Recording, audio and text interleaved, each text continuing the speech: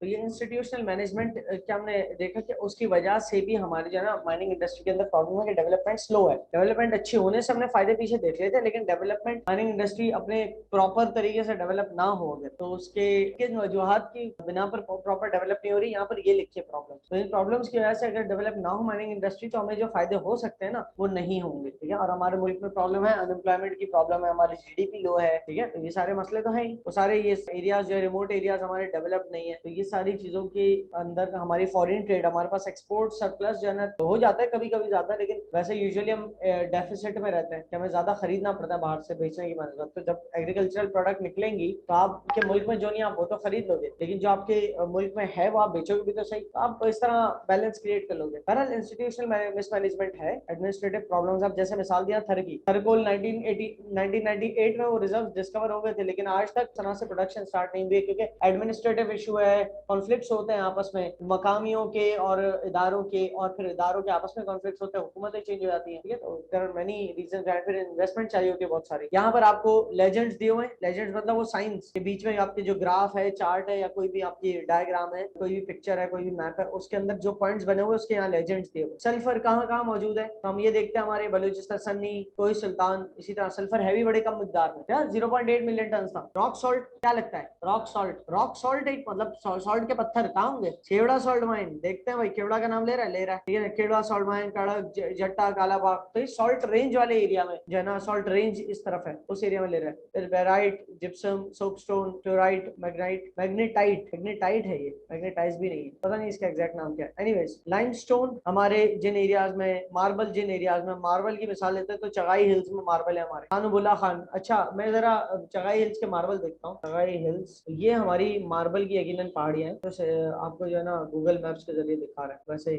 अगर मैं Chagai hills Google Earth के जरिए भी देखूं तो इवन बेटर है, मैं एग्जैक्ट पता चल जाएगा कि वो दिखते किस तरह के, खुलता रहेगा, ठीक है। तो ये लेजेंड्स है हमारे। तो नेचुरल गैस कहाँ कहाँ पाई जाती है, हमारे पास साइंस बने हुए। कोल कहाँ कहाँ पाया जाता है, साइंस बने हुए हैं, ठीक है। और यहाँ पर वो सारी साइट्स बनी हुई है। जैसे कोल जहाँ जहाँ पाया जाता है तो उसने थर वाले एरिया, लाखड़ा, घुटाना, तोंडा, ये सारे जो है ना देखना पड़ेंगे ये थर के अंदर आते हैं कि नहीं आते ये एरिया, क्योंकि कोल के थर रिजर्व बहुत बड़े हैं, तो यकीन है थर की तरफ ही कहीं होगा। लोकेशन यही है थर की, और वो एग्जैक्ट एरिया थर का कहाँ कहाँ से कहाँ तक रेंज करता है ये देखना होगा। ओहो, ये इसने कॉपर का लिखा है सिंडक, ये कहाँ पर है, खारान डेजर्ट की तरफ थे। तो अगर हम थोड़ा सा आगे जाएं तो Saindak copper and gold mining project, सही है। तो इसने बताया चगाई बलूचिस्तान के डिस्ट्रिक्ट चगाई के अंदर, और वो एरिया पूरा बनता है खारान डेजर्ट का, सही। तो वहां पर है, ये आपको दो प्रोजेक्ट के बारे में बता रहा है। तो ये बड़ा प्रैक्टिकल सा प्रोजेक्ट वो चैप्टर है, इसके अंदर कहाँ कहाँ माइंस हैं, उसमें क्या प्रोजेक्ट्स हो रहे हैं, उसकी नॉलेज आपको याद रखने वाली नहीं, लेकिन पढ़ के यू विल जस्ट अंडरस्टैंड कि ये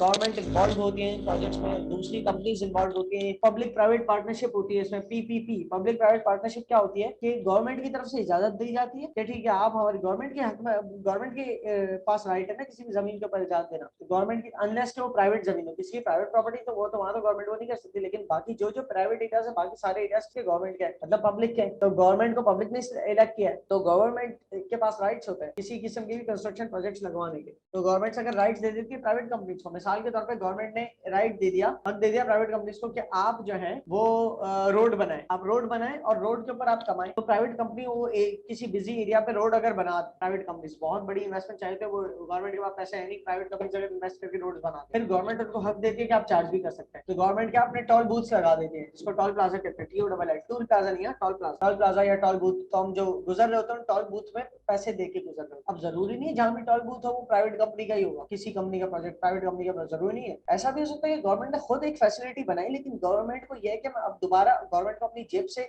उस फैसिलिटी के मेंटेनेंस के पैसे नहीं देने थे। गवर्नमेंट चाहती है वो जो फैसिलिटी बनाई है उसमें टिकट लगा दे छोटा सा, ताकि जो उस फैसिलिटी को यूज करे कुछ पैसे दे, और पैसे जमा होकर कम से कम इतने हो जाए तो उसी जगह को हम री इन्वेस्ट कर सके वहां पर। तो ये गवर्नमेंट के प्रोजेक्ट्स इस तरह के होते हैं, जो या तो प्राइवेट पार्टनरशिप होती है तो उसके टिकट्स थोड़े ज्यादा होते हैं कि प्राइवेट ओनर तो अपने प्रॉफिट्स भी देख रहे हैं। गवर्नमेंट के जो प्रोजेक्ट्स होते हैं उसमें गवर्नमेंट टिकट बहुत ज्यादा नहीं लेते, जैसे गवर्नमेंट के पार्क्स हैं तो 5 रुपए, 10 रुपए एंट्री टिकट, 20 रुपए एंट्री टिकट, खाली पार्क के खर्चे निकालने जितना है। लेकिन अगर गवर्नमेंट किसी प्राइवेट को दिया हुआ है तो प्राइवेट वाला थोड़ा ज्यादा चार्ज करेगा, ओवरली चार्ज भी नहीं करेगा, ऐसे अंधाधुंध भी चार्ज नहीं करेगा, गवर्नमेंट उसको एक लिमिट देती है। लेकिन वो प्राइवेट वाला तो प्रॉफिट भी देख रहा है ना। मिसाल के तौर पर अगर वो समझता है कि रोज की ना 1 लाख बहुत बोलते हैं, रोज की 5,000 गाड़ियां उस प्रोजेक्ट से गुजरेंगी, तो जब प्रोजेक्ट को इस्तेमाल करेंगे, लेट्स सपोज एक लियारी एक्सप्रेस का पूरा प्रोजेक्ट, अब मुझे एक्जैक्टली नहीं पता प्राइवेट पार्टनरशिप के साथ है या प्योर गवर्नमेंट का, लेकिन 30 रुपीज टिकट है उसकी, वहां से गुजरने की। तो 30 रुपीज आप दे रहे हो, गाड़ी अंदर जा रहे हो, रोज के अगर 5,000 गाड़ियां वहां से गुजर रही है और 30 रुपीज दे रही है, तो ये तो ना 1.5 लाख की रिकवरी हो गई, ठीक है। रोज की 1.5 लाख रुपए की रिकवरी का मतलब ये हो गया कि आप महीने में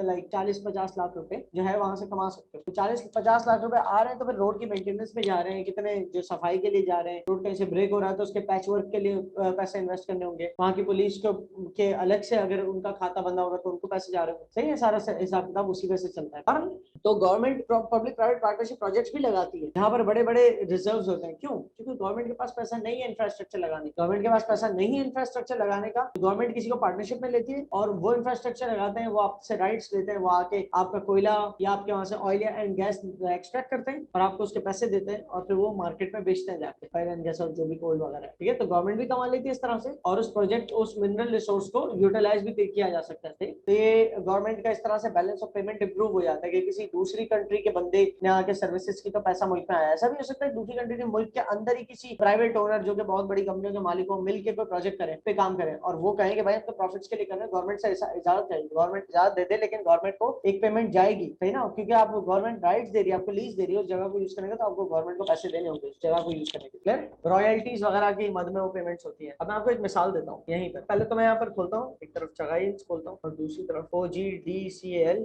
annual report 2020 financial report. Chagai hills में मार्बल्स किस तरफ बताया था इसने, सेम कॉपर गोल्ड माइन। तो ये it is very much like a query, देख रहा एक क्वेरी की तरह इसको वो किया हुआ है। अगर मैं इसके 3 डायमेंशन देखूं तो 3 डायमेंशन अवेलेबल है नहीं है। स्ट्रीट व्यू देख लेता हूँ अगर अवेलेबल है, कोई पॉइंट्स आ रहे, ताफ्तान के पॉइंट्स आ रहे हैं और यहाँ पर कोई पॉइंट्स नहीं आ रहे बाहर। This is like that project है। अगर मैं इसको 3D करने की कोशिश करूँ, it's not clear, not that clear. I think यहाँ ब्लू था क्या इसमें, नहीं। तो ये देख रहे आप सारी कंस्ट्रक्शन, ये सारे जो पूरा वो प्लांट एंड मशीनरी सारी लगी हुई है, तो ये there is a reason to it, ठीक है। मतलब देयर इज, और ये यकीन है ये जो डिस्पोजिशन है, ये डिस्पोजल हो रहा है, ये जो है ना वेस्ट डिस्पोजल है, तो इसको भी अभी आप आगे पढ़ो। दूसरी चीज में क्या एक एनुअल रिपोर्ट दिखा रहा था आपको। एनुअल रिपोर्ट का काम ये जो भी देखेगा उसके लिए बहुत ज्यादा फायदेमंद है अगर एनुअल रिपोर्ट डाउनलोड हो जाती है। ये एक कंपनी है जो ऑयल एंड गैस निकालती है, ऑयल एंड गैस निकालती है, उस कंपनी के इनकम स्टेटमेंट देखते हैं जरा। ये इनकम स्टेटमेंट है, उसमें से रॉयल्टीज लिखी हुई है इसने, ठीक है ना। रॉयल्टीज इसने दी है गवर्नमेंट को कितनी, पूरे 2020 के साल में। 2020 का साल भी नहीं है पूरा, बल्कि सिर्फ 9 मंथ्स है। 2020 के 9 मंथ शामिल है, 2019 के 6 मंथ शामिल है और 2020 के 9 मंथ्स कुछ इस तरह से शामिल है। एग्जैक्टली मतलब एक पूरे साल की नहीं है, लेकिन इसमें गवर्नमेंट को रॉयल्टीज कितनी गई है, 6 मिलियन यहाँ पर लिखे हुए हैं, 6 के बाद 3 डिजिट्स और 3 6 मिलियन यहाँ लिखे हुए हैं, लेकिन 3 जीरो पर कॉमन भी लिए हुए हैं। तो ये 3 जीरो सब में आ रहे थे, तो इतना लंबे लंबे फिगर्स ना लेने के लिए कॉमन ऊपर ले लिए। तो ये एक्चुअली 6 मिलियन नहीं 6 बिलियन है, 6 बिलियन रुपीज,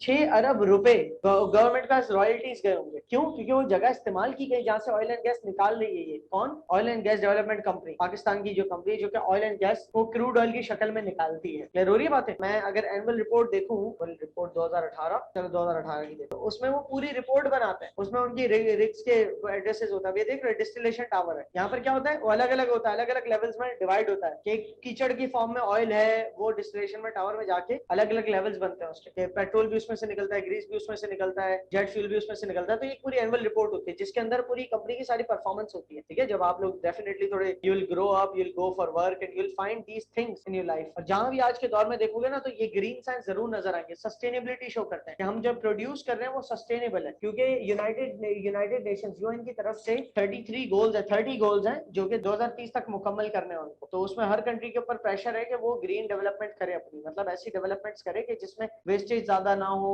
डिफॉरेस्टेशन ज्यादा ना हो, वगैरह वगैरह। अब इसलिए हर जगह वो दिखेंगी सस्टेनेबिलिटी रिपोर्ट्स वगैरह। तो ये सारे ये आपकी जना मिसाल तौर पर ये यकीनन कोई रिग है जो ड्रिल करके नीचे से ऑयल एंड गैस निकालती होगी। तो ये खाली मुझे बताना था द वे थिंग्स आर, किस तरीके से रिपोर्ट होती है, कितने कितने ज्यादा प्रॉफिट्स होते हैं। अब आप ये देखो ना कि कितनी बड़ी कंपनी है, तो the profits it is making वो आपको मिलेंगे इसके इनकम स्टेटमेंट से। इस कंपनी इनकम स्टेटमेंट से मिलेंगे, मतलब इनकम स्टेटमेंट से मिलेंगे, मतलब ये एक स्टेटमेंट ऑफ प्रॉफिट लॉस है। इसमें बता रहे 2018 का प्रॉफिट फॉर द ईयर था 78 अरब रुपए। 78 अरब रुपए मतलब कितना, एक अरब के अंदर कितनी दफा करोड़ होता है, एक अरब के अंदर 100 दफा करोड़ होता है। 100 करोड़ मिलते हैं तो एक अरब बनता है, और 78 अरब का मतलब 78 दफा 100 करोड़। हमारी 78 दफा 100 करोड़ का मुनाफा कितना ज्यादा मुनाफा कहलाएगा पूरे साल का। हमारी आप ये समझ लो कि 100 करोड़ में, मिसाल के तौर 100 करोड़ में अगर 5 करोड़ वाले बड़े होते हैं, 200-400 गज के मकान होते हैं 5 करोड़ के, 5 करोड़ वाले 20 घर खरीदे जा सकते हैं 100 करोड़। तो 78 अरब का मतलब ये है कि 78 दफा 20 मकान, 1500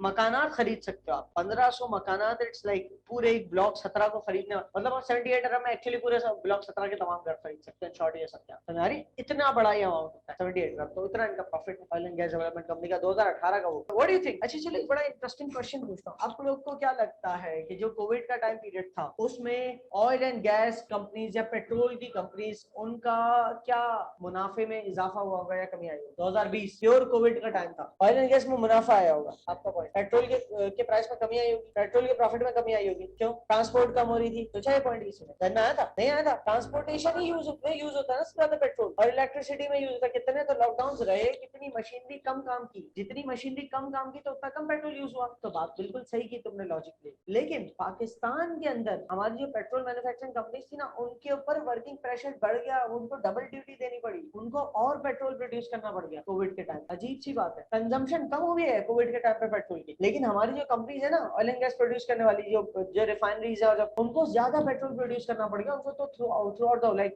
24 आवर्स समझ लो 24/7 काम करना पड़ गया। ऐसे भी 24/7 नहीं होता है, लेकिन उनको अपने जो बंद प्लांट्स थे ना उनको भी चलाना पड़ा, इतना ज्यादा पेट्रोल की एक्टिविटी हो गई। क्यों? क्योंकि वजह सुनो, लॉजिक तुम्हारी सही थी, ट्रांसपोर्टेशन कम हो गई, इलेक्ट्रिसिटी का यूज इसलिए कम हो गया क्योंकि इंडस्ट्रीज में तो अब काम ही ज्यादा नहीं था, लोग मशीनरी बंद ही रख रहे थे अपनी कोविड के टाइम। तो इस वजह से, क्योंकि Pakistan is an importing country, Pakistan petrol को इम्पोर्ट करती है, सुनना। और पाकिस्तान के अंदर जब पेट्रोल की डिमांड गिरी, जब डिमांड गिरी, क्योंकि दुनिया में हर जगह पेट्रोल की डिमांड गिरी, पाकिस्तान में भी गिरी, जब पाकिस्तान में पेट्रोल की डिमांड गिरी ना, तो पाकिस्तान की गवर्नमेंट ने फैसला किया कि, और ये फैसला दिया पेट्रोल मैन्युफैक्चरिंग कंपनीज को कि आप लोग सारा पेट्रोल अब आप ही लोग प्रोड्यूस करेंगे, क्योंकि हमारी डिमांड गिर गई है पेट्रोल की, तो हम बाहर से अब एक भी बैरल पेट्रोल बाहर से नहीं मंगवाए। अब बाहर से मंगवा ही नहीं रहे, तो सारा प्रेशर किस पे आ गया? लोकल कंपनीज पे। भाई जो भी है, कितनी कम पेट्रोल की डिमांड हो गई होगी, फिर भी हम तरफ चल तो रही थी ना, लेकिन हमारी कंपनीज में तो इतनी कैपेसिटी नहीं कि हमारे मुल्क की तमाम रिक्वायरमेंट्स पूरी कर सके पेट्रोल की, तो बाहर से इंपोर्ट होता है बहुत ज्यादा पेट्रोल। लेकिन 2020 में इंपोर्ट बंद कर दी पेट्रोल की, इंपोर्ट नहीं करेंगे क्योंकि वैसे डिमांड गिर गई। तो कोशिश यही है कि मुल्क के अंदर की जो कंपनीज है ना पेट्रोल मैन्युफैक्चरिंग, वही फराम कर दे पूरे मुल्क को पेट्रोल। उनका काम तो और बढ़ गया, क्योंकि जो इंपोर्ट होता था वो होना बंद हो गया। वो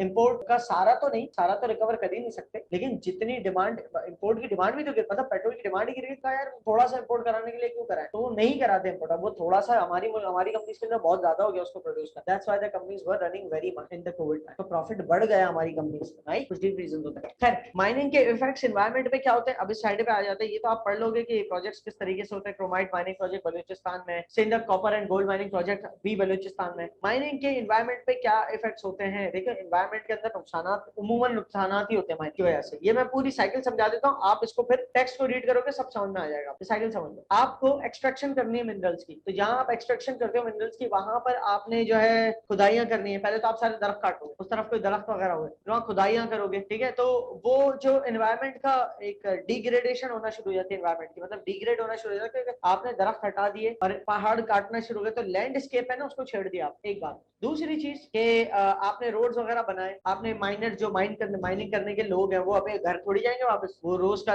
800 किलोमीटर दूर घर वापस थोड़ी जाएंगे, वहीं उनके घर बन जाएंगे। तो वहीं सारे उनके घर बनाना, तो उनके घर बनाने से अब वो लिविंग भी वहां पर आ जाए, प्रॉपर लिविंग स्टैंडर्ड ना, प्रॉपर सीवेज सिस्टम ना, प्रॉपर, तो वहां पर डिस्पोजल होना शुरू हो जाते हैं, वेस्टेज होना शुरू हो जाता है। लोग जाहिर है वो अपनी लिविंग कंडीशन के अंदर कचरा तो घर से बाहर ही फेंकेंगे, कहीं फेंकेंगे, तो कहीं ना कहीं सारा कचरा डिपॉजिट हो रहा होता है। फिर माइनिंग प्रोजेक्ट जो है खुद वहां से भी वेस्टेज बहुत सारा निकलता है। साउंड पॉल्यूशन बहुत हो जाता है, क्योंकि आप पहाड़ों से कुछ ना कुछ काट रहे हो, या माइंस के अंदर घुस घुस के कुछ, तो कितनी मशीनरी चलती है, कितनी वाइब्रेशन होती होगी। अगर एक ट्रक पीछे काम करना शुरू हो जाए तो यहाँ तक वाइब्रेशन आती है, 2 गली दूर ट्रक अगर पीछे काम कर रहा तो वो रोड खोदा तो यहाँ वाइब्रेट होना शुरू हो जाता है। सोचो कि पूरा पहाड़ के ऊपर माइनिंग चल रही है, तो वो बहुत ज्यादा वाइब्रेटिंग हो जाएगा आसपास के लिए। दूसरी चीज, साउंड पॉल्यूशन बहुत होगा, रहना मुश्किल है उसके आसपास। फिर एयर पॉल्यूशन, मट्टी, धुएं, कोयले के डस्ट, कोयले का डस्ट वगैरह सब, अगर कोयले की खान है तो। Depression caused by subsidence of land में बिकम फ्लडेड, जो सब्सिडेंस मतलब आप जो लैंड को खोद रहे हो, ठीक है ना, फिर वो लैंड अगर फ्लड हो जाता है, कोई कभी पानी वानी आता है तो वहां जमा हो जाता है पानी, और फिर पानी जमा नहीं हो जाता, वहां जमा होने के बाद कहीं वहां से और भी बह जाता है, तो उस जगह का जो भी गहराई वाला हिस्सा है वहां पानी जमा हो गया, फिर वो जमीन को काट के कहीं से निकल गया पानी, तो उस जगह के डिपॉजिट्स कहीं और ले जाएगा। अब वो कोयले के डिपॉजिट्स हैं तो जमीन के लिए अच्छे नहीं है, किसी दूसरे मिनरल्स के डिपॉजिट है वो जमीन की काश्तकारी के हवाले से भी अच्छे नहीं है। जरूरी है आपसे बलूचिस्तान में सोचो, जरा डिफॉरेस्टेशन की बात करें, अभी आप जहनी तौर पर बलूचिस्तान में होगा तब यार वहां तो फॉरेस्ट ही नहीं है, वैसे जरूरी नहीं है आप मेंटली वहां पर रहो। ये तो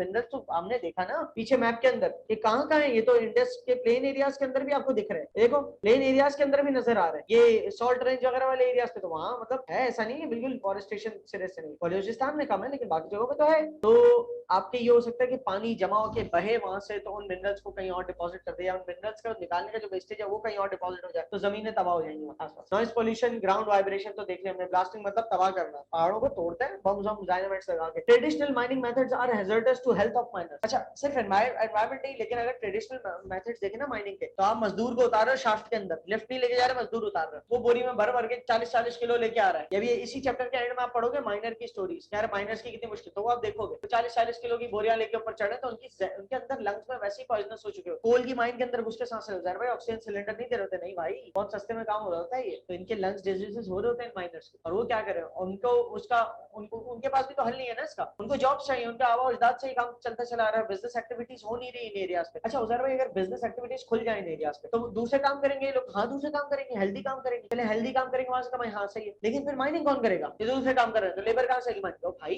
आपका मुल्क जब दूसरी चीजें प्रोड्यूस करेगा, तो उसके सरप्लस एक्सपोर्ट्स करके उसके पास इतना पैसा आ जाएगा कि मशीनरी ले आएगा मुल्क में, और बाकायदा ट्रेन, रेल्स और इसके जरिए काम होगा, प्रॉपर इक्विपमेंट के जरिए काम होगा। बना रही है। लैंड पोल्यूशन, लैंड पोल्यूशन होता है माइनिंग की वेस्टेज की वजह से, माइनिंग कितनी जो होती है हमारे, उसके अंदर वेस्टेज बहुत होती है, तो उसकी वजह से लैंड पोल्यूशन होता है। एयर पोल्यूशन होता है, वाटर पोल्यूशन होता है, वाटर सप्लाई पोल्यूट हो जाती है, एयर पोल्यूट हो जाती है, स्मोक, सही है, ये सब लिखा हुआ है इसमें, so you just read that, और तस्वीरें वगैरह भी देखते हुए फिर हम आगे आते हैं। Protection of the environment from mining hazards, mining के जो हैजर्ड्स हैं उससे प्रोटेक्ट करना एनवायरनमेंट को, माइनिंग से जो नुकसान हो सकते हैं उससे एनवायरनमेंट को प्रोटेक्ट करने के इसने पॉइंट्स लिखे, उन पॉइंट्स को जरा सा देख लेते हैं। जैसे कि साइंटिफिक लाइंस में आप माइनिंग करें, बाकायदा साइंसदानों को लेकर आए, और ऐसी नहीं ताबड़तोड़। फॉर एग्जांपल सॉल्ट माइन का मैंने आपको बताया, सॉल्ट माइन के अंदर से अगर पहाड़ से सॉल्ट काटे जा रहे हैं, तो क्या ऐसे ही काटे जा रहे हैं, 5 फ्लोर पे है वो, 5 या 7 फ्लोर पे है केवड़ा सॉल्ट माइन, विजिटर्स के लिए एक फ्लोर ओपन है, लेकिन बाकी वहां से प्रोड्यूस होता है सॉल्ट। क्या करते हैं, मतलब वैसे ही बना दे, तो मतलब अगर एक फ्लोर को पूरा काट दे, वो 50-50 फुट का फासला ना छोड़े, वो तो दब जाएगा पहाड़। उन्होंने पिलर्स के तौर पे छोड़ा है बहुत सारा हिस्सा, तो ये एक साइंटिफिक तरीके से वो करते हैं, प्रोडक्शन करते हैं, ताकि वो कोलैप्स ना हो जाए स्ट्रक्चर। इसके अलावा साइंटिफिक लाइंस में बहुत ज्यादा डिफॉरेस्टेशन ना होने लगे, और जहां से माइन अप कर लिया है, तो उसके बाद फॉर एग्जाम्पल कई क्वेरी है, ठीक है, मैं यहाँ पर मिसाल तौर पर एक वीडियो दिखाता हूँ, लाइमस्टोन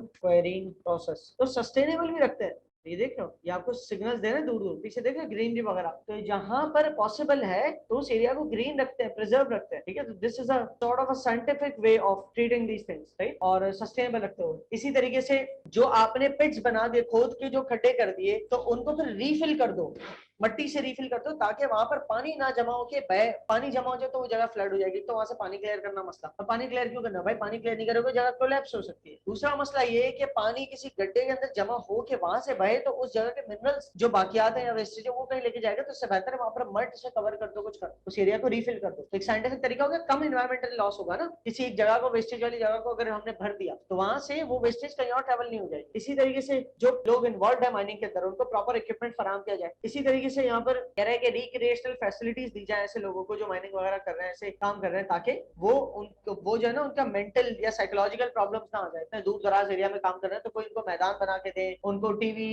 और इंटरनेट की फैसिलिटीज फराहम करके दे, ताकि वो अपना टाइम पास कर, अपनी फैमिली टाइम पास कर सके। स्कूल्स खोले आसपास, ठीक है। लकी सीमेंट है मिसाल के तौर पर, वो जहाँ से अपने लाइमस्टोन माइन करते हैं, लाइमस्टोन को वो क्वेरी करते हैं, तो वो लोग क्या करते हैं, वो आसपास की सोसाइटी को स्कूल वगैरह प्रॉपर खोल के देते हैं, वहाँ फैसिलिटीज देते हैं, लोगों को जॉब देते हैं। ये जिस एनवायरमेंट के अंदर वो काम कर रहे हैं, उस एनवायरमेंट को फिर फुलफिल भी करते हैं, वही सस्टेनेबल डेवलपमेंट होती है। अभी हम लकी सीमेंट की अगर एनुअल रिपोर्ट खोलेंगे, तो उन्होंने लिखा होगा अपनी सस्टेनेबल रिपोर्ट, उसे कहते हैं कॉर्पोरेट सोशल रिस्पॉन्सिबिलिटी का, CSR। कॉर्पोरेट मतलब कंपनी, कॉर्पोरेट मतलब कोई कंपनी, कॉर्पोरेशन। सोशल मतलब आवाम, सोसाइटी। रिस्पॉन्सिबिलिटी मतलब जिम्मेदारी। कॉर्पोरेट सोशल रिस्पॉन्सिबिलिटी मतलब कंपनीज के ऊपर आवाम को लेकर जो जिम्मेदारी है। जिस जगह से आप प्रोड्यूस कर रहे हो, जिस जगह से पहाड़ से लाइमस्टोन काट रहे हो या माइनिंग करके कोयला निकाल रहे हो, तो आपकी जिम्मेदारी है उस जगह की, बस वहां के रहने वालों की टेक केयर करने की, उनको जॉब्स फराहम करने की, उनको एजुकेशन फराहम करने की, हेल्थ फैसिलिटीज। तो आप एनुअल रिपोर्ट खोल के देखोगे ऐसी कंपनीज की, तो उनकी लिखी होगी कि हमने CSR क्या किया। फॉर एग्जाम्पल हमने यहाँ पर खोली थी एनुअल रिपोर्ट है ना 2018 की, अगर मैं लिखता हूँ सोशल सोशल, ये देखो responsibility, inspiring growth responsibility, social responsibility for the benefit of all. Oil and gas development company has a story of legacy providing the nation with a wealth of resources, a responsible entity. फिर ये अपनी नीचे मिसालें देंगे हम किस तरीके से रिस्पॉन्सिबल हुए। कॉर्पोरेट सोशल रिस्पॉन्सिबिलिटी का पेज नंबर,